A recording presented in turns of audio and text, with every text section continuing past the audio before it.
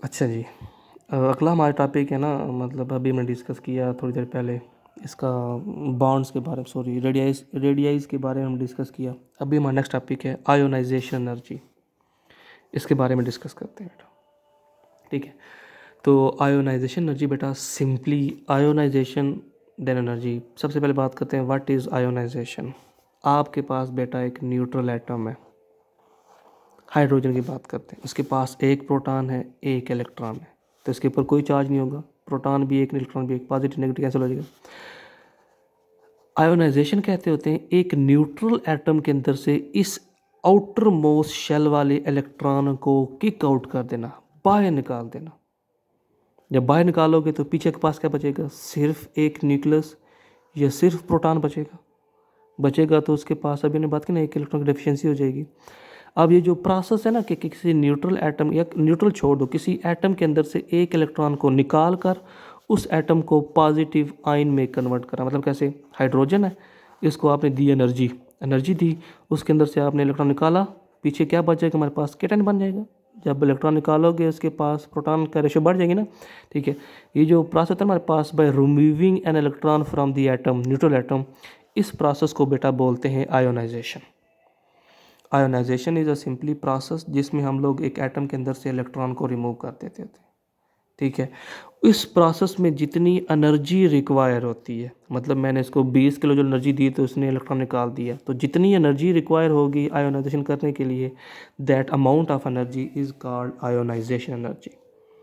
ठीक है बात। लेकिन शर्त क्या है कि ये एटम अकेला हो, गैशियस स्टेट में हो, आइसोलेटेड फॉर्म में, ताकि नेबरिंग एटम का इसके ऊपर कोई इफेक्ट ना हो।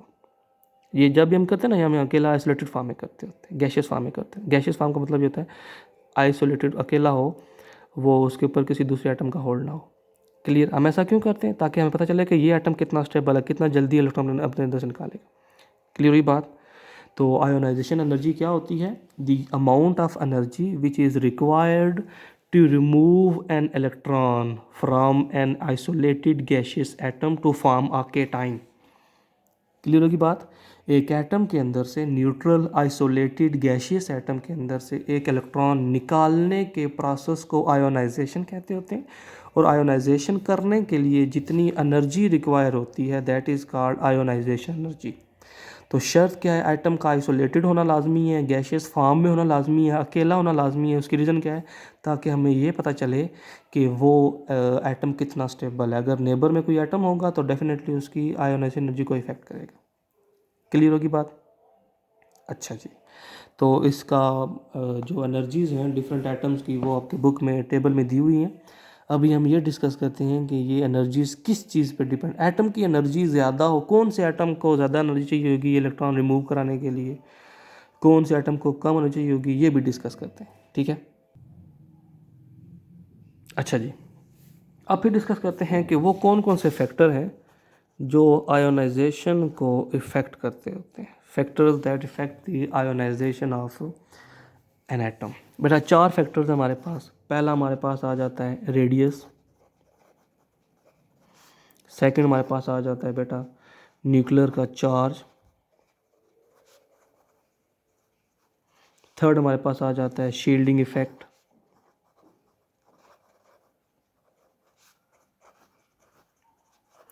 और फोर्थ वन हमारे पास आ जाता है टाइप ऑफ ऑर्बिटल। ठीक है, पहले मैं ये इफेक्ट डिस्कस करता हूँ, फिर आप लोग खुद अंदाज़ा लगा लोगे कि टेबल में इसका ट्रेंड क्या होना चाहिए। अच्छा जी, बात करते हैं रेडियस की। अब आप लोग मुझे खुद बताओ, एक एटम है उसका रेडियस स्मॉल है, मतलब साइज स्मॉल है। दूसरा एटम है उसका रेडियस ज़्यादा है, ऐसी बात है। खुद बताओ कि कौन से एटम के अंदर से इलेक्ट्रॉन को निकालना आसान होगा? आयोनाइजेशन मतलब इलेक्ट्रॉन को निकालना ना। ठीक है, तो यहाँ से इलेक्ट्रॉन को निकालना आसान है या यहाँ से निकालना आसान है? हमें नज़र आ रहा है ये जो इलेक्ट्रॉन है ये न्यूक्लियस के करीब है, ऐसी बात है, तो न्यूक्लियस का होल्ड इस पर ज़्यादा होगा।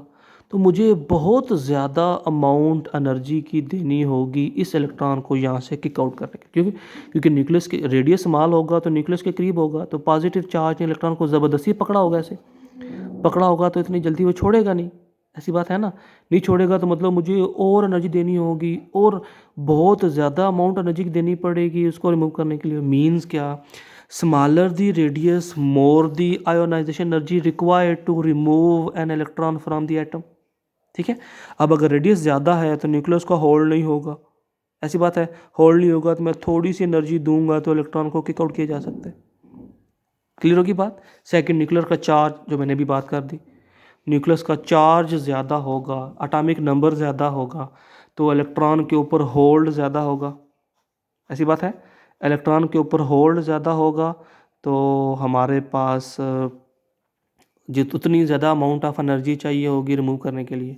मतलब more the nuclear charge more the ionization energy required to remove electron, less the nuclear charge less the amount of energy required. ठीक है, फिर बात आती है शील्डिंग इफेक्ट की। शील्डिंग इफेक्ट हमने भी डिस्कस किया था क्या होता है। शील्डिंग इफेक्ट जहाँ पर होगा, जहाँ पर शील्डिंग इफेक्ट होगा वहाँ पर बाहर वाले इलेक्ट्रॉन के ऊपर न्यूक्लियस का होल्ड होगा ही नहीं। न्यूक्लियस का होल्ड नहीं होगा तो इलेक्ट्रॉन को किक आउट करना आसान होगा। मतलब शील्डिंग इफेक्ट के बढ़ने से इलेक्ट्रॉन को निकालना आसान हो जाता है। थोड़ी सी एनर्जी दोगे तो इलेक्ट्रॉन निकल जाएंगे। मतलब more the shielding effect lesser the amount of energy required to remove electron. ठीक होगी बात क्लियर। अच्छा जी, देन बात आती है टाइप ऑफ ऑर्बिटल। अब ऑर्बिटल आपने कुल 4 पढ़े होंगे, एस पी डी एफ। ठीक है, यहाँ पर उन्होंने एक्सप्लेन नहीं किया हुआ, मैं आपकी बात की जाए तो उसके लिए नीड भी नहीं है, लेकिन हल्का सा आपको बता देता हूँ। एस बेटा होता है spherical, P principal, D diffused और एफ फॉर फंडामेंटल। ये जो एस पी डी एफ होते हैं ना, ये शेप की बेस पे नाम नहीं होते, ये होते हैं ये जो स्पेक्ट्रम बनता है ना, ये जो ऑर्बिटल्स होते हैं ना, ये अपने स्पेक्ट्रम बनाते होते हैं। उन स्पेक्ट्रम की टाइप के ऊपर इन ऑर्बिटल को नाम दिया जाता था। S P S for sharp spectrum, P for principal spectrum, D for diffuse spectrum and F for fundamental spectrum. अब इनकी जो शेप्स होती है ना एस पी डी एफ की, या टाइप, सॉरी शेप कह रहा हूँ, टाइप ऑफ ऑर्बिटल के ऊपर बी आयोनाइजेशन एनर्जी डिपेंड कर रही थी। मतलब कैसे, अगर आपने एस ऑर्बिटल से इलेक्ट्रॉन निकालना है ना, तो एस इलेक्ट्रॉन स्फेरिकल होता है और न्यूक्लियस के पास होता है। न्यूक्लियस के पास होगा तो वहाँ से इलेक्ट्रॉन निकालना मुश्किल होगा। P orbital as compared to S nucleus से दूर होता है तो वहाँ से इलेक्ट्रॉन निकालना आसान हो जाता है। एस पी, देन डी आता है, डी ऑर्बिटल एस पी के लिहाज से और दूर होता है तो वहाँ से इलेक्ट्रॉन निकालना ईजी हो जाता है। एफ ऑर्बिटल जो होता है वो सबसे दूर होता है तो वहाँ से इलेक्ट्रॉन निकालना बहुत आसान हो जाता है। मीन क्या, अब ऑर्बिटल की नेचर भी डिपेंड करती है कि एनर्जी कितनी चाहिए होगी। अगर आप एफ ऑर्बिटल से इलेक्ट्रॉन निकाल रहे हो तो आपको थोड़ी सी एनर्जी चाहिए होगी, क्यों? क्योंकि एफ ऑर्बिटल तो न्यूक्लियस से बहुत दूर होता है, आसानी से इलेक्ट्रॉन निकाला जा सकता है। डी ऑर्बिटल एफ के लिहाज से करीब होता है तो वहाँ से थोड़ी सी ज़्यादा एनर्जी देनी पड़ेगी इलेक्ट्रॉन को रिमूव करने के लिए। क्लियर होगी बात। ये 4 फैक्टर्स थे बेटा जो इफेक्ट करते हैं आयोनाइजेशन एनर्जी के ऊपर। इनको गौर से सुनिएगा, उम्मीद आप लोगों को क्लियर हो जाएगा। ठीक है, अब बात करते हैं ट्रेंड के ऊपर कि क्या ट्रेंड है इनका टेबल के अंदर, पीरियोडिक टेबल के अंदर। ठीक है, तो सबसे पहले बात करते हैं ग्रुप की। बट बेटा जब आप लोग ग्रुप में टॉप टू बॉटम मूव करते हो तो क्या क्या होता है। न्यूक्लियस का चार्ज, रेडियस बढ़ेगा तो आयोनाइजेशन एनर्जी कम होगी। मीन जब मैं टॉप टू बॉटम जाऊंगा तो इलेक्ट्रॉन को निकालना आसान होगा, ऐसी बात है। मीन मैं कह सकता हूँ कि टॉप टू बॉटम जब हम ग्रुप में मूव करेंगे आयोनाइजेशन एनर्जी डिक्रीज करेगी अकॉर्डिंग टू रेडियस। क्लियर होगी बात।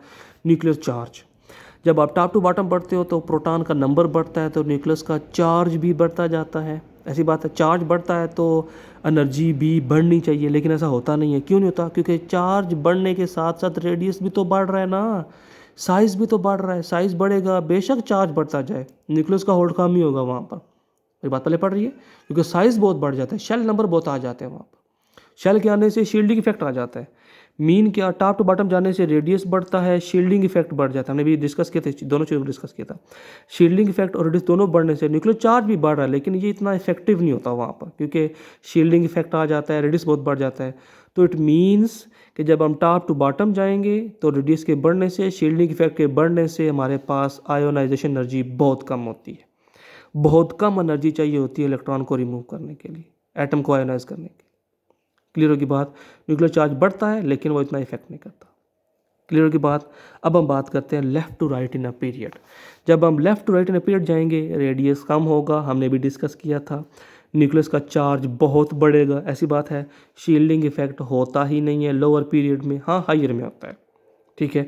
सो मीन रेडियस का कम मतलब ग्रेटर आयोनाइजेशन एनर्जी, न्यूक्लियस का चार्ज ज़्यादा तो मतलब ग्रेटर आयोनाइजेशन एनर्जी। तो मैं कह सकता हूँ कि जब मैं लेफ़्ट टू राइट मूव करूँगा तो साइज़ कम हो जाता है, न्यूक्लियस का चार्ज बढ़ जाता है, शील्डिंग इफेक्ट नहीं होता है, तो आयोनाइजेशन एनर्जी भी ज़्यादा चाहिए होगी एटम को आयोनाइज करने के लिए। सो मैं अगर सिंपल अल्फाज में कहूँ कि जब हम टॉप टू बॉटम मूव करेंगे साइज़ बढ़ेगा, शील्डिंग इफेक्ट बढ़ेगा, तो कम एनर्जी चाहिए होगी इलेक्ट्रॉन को रिमूव करने के लिए। So top to bottom ionization energy decrease होती जाती है, क्लियर। और लेफ़्ट टू राइट साइज़ कम होता जाता है, न्यूक्लियस का चार्ज बढ़ता जाता है, तो एनर्जी भी ज़्यादा चाहिए होगी इलेक्ट्रॉन को रिमूव करने के लिए। तो लेफ़्ट टू राइट एनर्जी बढ़ती जाती है, टॉप टू बॉटम एनर्जी कम होती जाती है, क्लियर। अच्छा जी, उम्मीद है आप लोगों को ये बात क्लियर हुई होगी। तो हमने भी बात की ना कि जब आप टॉप टू बॉटम जाते हो साइज़ बढ़ने से आसानी से इलेक्ट्रॉन को निकाला जा सकता है, लेकिन लेफ़्ट टू राइट साइज़ कम होने से इलेक्ट्रॉन को निकालना बड़ा मुश्किल हो जाता है, ठीक है। पीरियड में मैंने कहा कि लेफ़्ट टू राइट एनर्जी बढ़ती जाती है, लेकिन बुक में एक स्टेटमेंट लिखी गई है, लाजमी है उसको एक्सप्लेन करना। कहते हैं ग्रुप थर्ड ए और जो sixth A I think so, ये ट्रेंड को फॉलो नहीं करते। मतलब आपने कहा ना लेफ़्ट टू राइट जब आप जाओगे तो आयोनाइजेशन एनर्जी बढ़नी चाहिए, ऐसी बात है ना। लेफ़्ट टू राइट जब जाओगे तो एनर्जी को बढ़ना चाहिए। तो ये जो ग्रुप हैं छठा और तीसरा, कहते हैं कि ये तीन दोनों हमारे पास ये इस ट्रेंड को थोड़ा सा अब नॉर्मल बिहेवियर शो करते होते हैं। बात करते हैं कि ये ऐसा बिहेवियर क्यों शो करते हैं, उसके बचे दो रीज़न्स होती हैं। मैं आपको थर्ड ए की एग्जांपल देता हूँ। थर्ड ए में हमारे पास आ जाता है बोरान, हाँ बोरान आ जाता है, boron, aluminium, gallium, indium, thallium. और सिक्स ए में हमारे पास आ जाते हैं बोरान, कार्बन, चौथा हो गया, पांचवा नाइट्रोजन, छठा ऑक्सीजन हो गया, हमारे पास ऑक्सीजन हो गया। ये थोड़ा सा डिफरेंट बिहेवियर शो करते होते हैं। ये बात करते हैं कि ये ऐसा बिहेवियर क्यों शो करते हैं। ये थर्ड ए सिक्स, ठीक है। इनकी ना आप लोग इलेक्ट्रॉनिक कन्फिग्रेशन देखो। बोरान का बेटा एटॉमिक नंबर होता है 5, बनता है 1s2, 2s2 और 2p1, ठीक है। मतलब एस में 2 हैं, दूसरे एस में 2 हैं और 2p में सिर्फ एक है। अब बेटा बोरान से पिछला हमारे पास आ जाता है बेरिलियम, देन आता है लिथियम, ठीक है। लिथियम की जितनी भी एनर्जी होगी बेरिलियम की उससे ज़्यादा होनी चाहिए, बोरान की उससे ज़्यादा होनी चाहिए, ऐसी बात है ना। क्योंकि जब आप लेफ़्ट टू राइट जाते हो तो एनर्जीज बढ़ती जाती हैं, इसकी ज़्यादा होनी चाहिए, इसकी कम, उसकी कम, लेकिन बोरान की एनर्जी कम होती है। बोरान आसानी से आयोनाइज हो जाता है इन दोनों के मुकाबले। ऐसा क्यों होता है? अब अगर आप देखो ना कन्फिग्रेशन को, तो इसके आउटर मोस्ट शेल बेटा एक इलेक्ट्रॉन है, मतलब पी इसका ऑर्बिटल जो है ना वो कह लो कि पार्शली फिल्ड है, ऐसी बात है ना। अगर ये अपना ये इलेक्ट्रॉन रिमूव कर दे तो उसका ये वाला शेल कम्प्लीटली फिल्ड है, ऐसी बात है। इसीलिए यही रीज़न होती है कि ये अपने इस इलेक्ट्रॉन को रिमूव कर देता है ताकि इसका ये वाला जो इनर शेल है एस वाला, ये कम्प्लीटली फिल्ड होगा तो स्टेबल होगा, हमारे पास डुप्लेट रूल फॉलो हो जाएगा। अब आउटर मोस्ट शेल में 2 हों तो भी, हमने कल बात की थी, 2 हो तब भी स्टेबल होता है, 8 हों तो तब भी स्टेबल होता है, ऐसी बात है ना। तो अगर ये अपना इलेक्ट्रॉन रिमूव कर स्टेबल हो जाएगा। अब यही रीज़न होती है कि ये इलेक्ट्रॉन को अगर रिमूव किया जाए तो पीछे स्टेबल चीज़ बनती है। मार्कोनी एक साइंटिस्ट गुरु ने कहा कि जितनी भी स्टेबल चीज़ें होती हैं ना वो इतनी जल्दी बन जाती हैं कि उनको बनने के लिए कोई रीज़न की कोई नीड नहीं होती। अब यहाँ पर जो है ना बोरान का जो एनर्जी है वो काफ़ी कम होती है इन दोनों के मुकाबले में, हालांकि बढ़नी चाहिए जो ट्रेंड के मुताबिक है, लेकिन कम होती है। उसकी रीज़न सिर्फ यही है कि इसकी आउटर मोस्ट शेल में एक पेयर्ड होता है, एक अनपेयर्ड, पी में एक इलेक्ट्रॉन है। अगर वो लूज़ कर दिया जाए तो स्टेबल हो जाएगा। सिर्फ अपनी स्टेबिलिटी के लिए ये अपने इस इलेक्ट्रॉन को बहुत ही लो एनर्जी पे भी रिमूव कर देता हूँ, सिर्फ स्टेबिलिटी के लिए, क्लियर। अब बात की जाए छठे ग्रुप की, तो छठे में हमारे पास क्या होगी कन्फिग्रेशन। ऑक्सीजन 8 नंबर होता है, 1 2 3 4 5 6, ठीक है। अब इस चीज़ की बात करते हैं। अब इनकी बात की जाए तो कहते हैं कि इनकी जो है क्या कहते हैं आयोनाइजेशन एनर्जी वो भी डिफरेंट होती है, वो ट्रेंड को फॉलो नहीं करती। ऑक्सीजन के अगला हमारे पास आ जाता है फ्लोरीन, क्लोरीन आ जाती है। इसकी आयोनाइजेशन एनर्जी हमारे पास ज़्यादा होनी चाहिए क्योंकि ये राइट साइड पर है, ये लेफ़्ट साइड पर है। लेकिन ऑक्सीजन की एनर्जी ज़्यादा होती है, क्यों? क्योंकि इसका ये इलेक्ट्रॉन एक्साइट करके यहाँ पे चला जाता है। अब ये 4 पार्शली फिल्ड हो जाते हैं यहाँ पे हमारे पास। नहीं, ऑक्सीजन का क्या होता है सीन हमारे पास 8 है, 2 2 4 6 ऐसी होती है हमारे पास। सॉरी सर बेटा, 1s2 2s2 2p4 होता है, 1 2 3 4। अच्छा, अब ऑक्सीजन का ये सीन है 1s2 2s2 2p4। ये बात अगर आपको ना भी समझ आए तो मुझसे कल पूछ लीजिएगा, ठीक है। अब जैसे बोरान था ना, अपना इलेक्ट्रॉन फालतू इमिट कर देता है ड्यू टू स्टेबिलिटी। अब देखो ऑक्सीजन के p ऑर्बिटल में एक px कम्प्लीटली फिल्ड है, py में एक है, pz में एक है। अब px में बेटा 2 इलेक्ट्रॉन है, ठीक है, py में एक है, pz में एक है। अब एक साइंटिस्ट था, आप लोग पढ़ोगे 5वें चैप्टर में पढ़ा था हम लोगों ने, ऑफ बाउ प्रिंसिपल है, हुंड्स रूल है, पोलाई एक्सक्लूजन प्रिंसिपल है। तीनों में से एक बंदा था कोई, तीनों में से कोई एक था।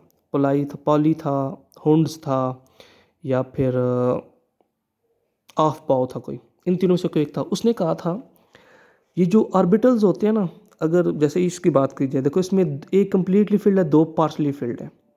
ये जो कन्फिग्रेशन होती है ना किसी एटम की, ये बेटा इंतहाई अनस्टेबल होती है। या तो तीनों हमारे पास पार्शली फिल्ड हों या तीनों कम्प्लीटली फिल्ड हों, ये स्टेबल कन्फिग्रेशन होती है। अब ये जो होती है ना पार्शली फिल्ड, तीनों में एक एक है, सेम स्पिन के साथ है, ठीक है, ये जो कन्फिग्रेशन होती है ये स्टेबल होती है एज कम्पेयर टू दिस। ये कन्फिग्रेशन अनस्टेबल होती है एज कम्पेयर टू दिस, ठीक है। मतलब अगर ये इलेक्ट्रॉन यहाँ से निकल जाए ना, तो फिर ऑक्सीजन की ये हो जाएगी कन्फिग्रेशन जो कि स्टेबल कन्फिग्रेशन है। सिर्फ यहाँ से ये कन्फिग्रेशन को अटेन करने के लिए ऑक्सीजन अपना इलेक्ट्रॉन लो एनर्जी पे भी निकाल देता होता है। हमने बात की थी ना, थर्ड ग्रुप का बोरान है, छठे का ऑक्सीजन है, ये दोनों जो होते हैं ना, ये डिफरेंट बिहेवियर शो करते हैं टुवर्ड्स आयोनाइजेशन एनर्जी। उसकी रीज़न क्या होती है? क्योंकि इनकी जो एक इलेक्ट्रॉन होते हैं ना, वो रिमूव करने से स्टेबल कन्फिग्रेशन बनती है। इसका पेयर्ड शेल बन जाता है, इसका पार्शली फील्ड बन जाता है। इसको बोलते हैं पार्शली फील्ड, जो हाफ एम्प्टी होते हैं, हाफ फील्ड होते हैं। तो partially fields are more stable than this condition. देखो इसमें 2 पार्शली फील्ड है, एक कम्प्लीटली फील्ड है, तो ये अनस्टेबल कन्फिग्रेशन है। तो फिर ये सिर्फ स्टेबल कन्फिग्रेशन को अटेन करने के लिए ये अपना इलेक्ट्रॉन लो एनर्जी पे भी रिमूव करवा देता है, ठीक है। उम्मीद है आप लोगों को आयोनाइजेशन एनर्जी के बारे में कुछ बात क्लियर होगी। अच्छा, इसके अलावा ना आयोनाइजेशन एनर्जी हमें ना एटम के बारे में, एटम का जो बिहेवियर होता है, metallic and non metallic behaviour भी हमें बता देता होता है। मतलब क्या? अब जिन एटम की आयोनाइजेशन एनर्जी लो होगी ना, मतलब जिनको आसानी से आप लोग आयोनाइज कर सकते हो, हम बोलेंगे वो मेटल्स हैं। बात पहले पढ़िए, मतलब ऐसे एटम जो लो थोड़ी सी एनर्जी दो तो इलेक्ट्रॉन को निकाल दें, वो मेटल की प्रॉपर्टी होती है। अब जिनको आपको बहुत हाई अमाउंट ऑफ एनर्जी देनी पड़े ना उनको आयोनाइज करने के लिए, वो नॉन मेटल का बिहेवियर है। मतलब क्या? आयोनाइजेशन एनर्जी को हम लोग यूज़ कर सकते हैं to differentiate between metal and non metal. देखो ना, मतलब ऐसे एटम जिनकी हम अगर हमें नहीं पता कि फ़लाँ एटम हमारे पास जो मौजूद है वो मेटल है, मेटालिक है, नॉन मेटालिक है, हम उसकी आयोनाइजेशन एनर्जी से पता लगा सकते हैं कि वो मेटल है, नॉन मेटल है। बात पहले पढ़िए कि जिनकी आयोनाइजेशन एनर्जी कम होगी वो मेटालिक होंगे, जिनकी एनर्जी ज़्यादा होगी वो नॉन मेटालिक होंगे, क्योंकि मेटल्स हैं वो इलेक्ट्रॉन आसानी से लूज़ कर देती होती है। तो मीन ये भी फ़ायदा होता है आयोनाइजेशन एनर्जी का, ठीक है। अच्छा, इसके बाद हमारे पास एक और बात आ जाती है। हमने तो अभी तक बात की ना एक इलेक्ट्रॉन को रिमूव करने की। अब बाज़ ऐसे एटम होते हैं जिनके अंदर से एक नहीं बल्कि 2 इलेक्ट्रॉन भी रिमूव किए जा सकते हैं। जैसे मैग्नीशियम है, ये अपने अंदर से एक निकालेगा इलेक्ट्रॉन तो बनेगा Mg+1। कुछ अमाउंट ऑफ एनर्जी दरकार होगी इसको रिमूव करने के लिए। लेट्स सपोज 100 किलो जूल पर मोल है, ठीक है। अब कुछ एटम ऐसे होते हैं ना जो अपने अंदर से एक नहीं बल्कि मल्टीपल इलेक्ट्रॉन निकाल सकते हैं। जैसे मैग्नीशियम+1 है, इसके अंदर से एक और इलेक्ट्रॉन निकाला जा सकता है, Mg+2 बन जाएगा ये, ठीक है। फिर इसके लिए बेटा 100 नहीं चाहिए होगी, इसके लिए कम से कम 300 कैलो चाहिए होगी। क्यों चाहिए मैं वो बात करता हूँ। किसी न्यूट्रल एटम के अंदर से एक इलेक्ट्रॉन निकालने की लिए जो एनर्जी चाहिए हम उसको बोलते होते हैं आयोनाइजेशन एनर्जी, या उसको बोलते होते हैं फर्स्ट आयोनाइजेशन एनर्जी। फर्स्ट का मतलब फॉर रिमूविंग फर्स्ट इलेक्ट्रॉन। अगर एक केटाइन +1 के अंदर से दूसरा इलेक्ट्रॉन निकालोगे उसको हम लोग बोलते होते हैं सेकंड आयोनाइजेशन एनर्जी। ठीक है, अब ये जो सेकंड होती है ना, ये हमेशा फर्स्ट से ग्रेटर होती है। क्यों ऐसा होता है उसकी बात करते हैं। अब बेटा जब आप पहला इलेक्ट्रॉन निकालते हो ना, तो वो आप निकालते हो न्यूट्रल एटम के अंदर से 0 0, मतलब 10 प्रोटॉन है 10 इलेक्ट्रॉन होंगे, न्यूट्रल है हमारे पास।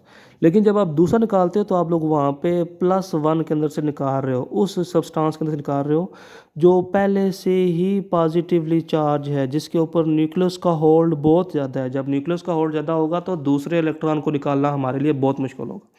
पहले अगर 100 चाहिए थी तो अभी आपको 300 चाहिए होगी, मे बी 400 चाहिए हो। बात पहले पढ़ी है। इसी तरीके से अगर आपको तीसरा निकालना हो तो आपको फिर मे भी वहाँ पर 400 चाहिए हो। मेरी बात पहले पढ़ रही है। जैसे आयोनाइजेशन के स्टेप बढ़ते जाएंगे आपको मोर अमाउंट ऑफ एनर्जी चाहिए होगी, क्योंकि जैसे जैसे प्लस का साइन बढ़ता जाएगा आपके पास न्यूक्लियस का होल्ड बढ़ता जाएगा। क्लियर होगी बात। अच्छा जी, पॉजिटिव कैरेक्टर के बढ़ने से आयोनाइजेशन एनर्जी भी बढ़ती जाती है। क्लियर होगी बात। अच्छा, इसके बाद एक और मेन चीज़ और लास्ट चीज़ आज की, कि आयोनाइजेशन एनर्जी को हम लोग वैलेंसी मालूम करने के लिए भी निकाल सकते हैं, यूज़ कर सकते हैं। वैलेंसी भी मालूम की जा सकती है। वैलेंसी पहले समझ लो होती क्या है। वैलेंसी का बेटा मतलब होता है वैलेंस शेल में कितने इलेक्ट्रॉन हैं। ठीक होगी बात। जैसे सोडियम की बात की जाए बेटा, सोडियम की वैलेंसी मतलब उसके वैलेंस शेल में कितने इलेक्ट्रॉन है। तो अगर नॉर्मल बात की जाए सोडियम की, हमारे पास कहते हैं पहले में 2, दूसरे में 8, तीसरे में 1, मतलब सोडियम की वैलेंसी 1 है हमारे पास, आउटर मोस्ट शेल में 1 इलेक्ट्रॉन। ठीक है। मैग्नीशियम की बात की जाए बेटा, मैग्नीशियम का एटॉमिक नंबर 12, इसका 11 है, उसका 12 होता है। ठीक है, मतलब इसके पहले में 2, दूसरे में 8, 10 और तीसरे में हो जाएंगे 2, मतलब इसकी वैलेंसी हमारे पास है 2। क्लियर होगी बात। अब हम ये कैसे मालूम कर सकते हैं, बाय आयोनाइजेशन एनर्जी। ठीक है, मतलब कैसे, आपने सोडियम का इलेक्ट्रॉन रिमूव करना है, आपने इसको सम अमाउंट ऑफ एनर्जी दी, इसका इलेक्ट्रॉन निकल गया बाहर, मतलब आपने 100 किलो जूल दी एनर्जी, इसका निकल गया इलेक्ट्रॉन बाहर। जब इलेक्ट्रॉन निकलेगा बेटा तो ये शेल ख़त्म हो जाएगा, क्योंकि इसके वैलेंस शेल में एक इलेक्ट्रॉन था। अब अगर आपने दूसरा इलेक्ट्रॉन निकालना होगा तो दूसरा इलेक्ट्रॉन आप लोग वैलेंस से नहीं निकालोगे बल्कि अंदर से निकालोगे। ऐसी बात है ना। चलो आपको उससे पहले ये बात समझाते हैं, आप फिर वो समझोगे। मैग्नीशियम की बात करता हूँ। मैग्नीशियम में पहले आपने इलेक्ट्रॉन निकाला एक, आपको दी इसको एनर्जी 100 किलो जूल दी एनर्जी, और एक इलेक्ट्रॉन आपने निकाल दिया। न्यूक्लियस के ऊपर +1 चार्ज आ गया, सॉरी एटम के ऊपर, तो न्यूक्लियस का होल्ड थोड़ा सा बढ़ गया। ठीक है, अब अगर आपको दूसरा इलेक्ट्रॉन निकालना है तो आपको कम से कम 100 नहीं बल्कि 150 देनी पड़ेगी। क्यों? क्योंकि अभी आप लोग मैग्नीशियम प्लस से निकाल रहे हो, कैटाइन से निकाल रहे हो, स्ट्रॉन्गर न्यूक्लियस फोर्स से निकाल रहे हो। ठीक है, आपने 150 किलो जूल दी, दूसरा भी निकाल दिया। ठीक है, अब अगर आपको तीसरा निकालना होगा तो आपको फिर आउटर शेल से नहीं बल्कि यहाँ से निकालना होगा। इतना डिस्टेंस अंदर जाना पड़ेगा आपको। इतना डिस्टेंस अंदर जाना मतलब ये न्यूक्लियस का होल्ड यहाँ के लिहाज से यहाँ तो बहुत ज़्यादा होगा।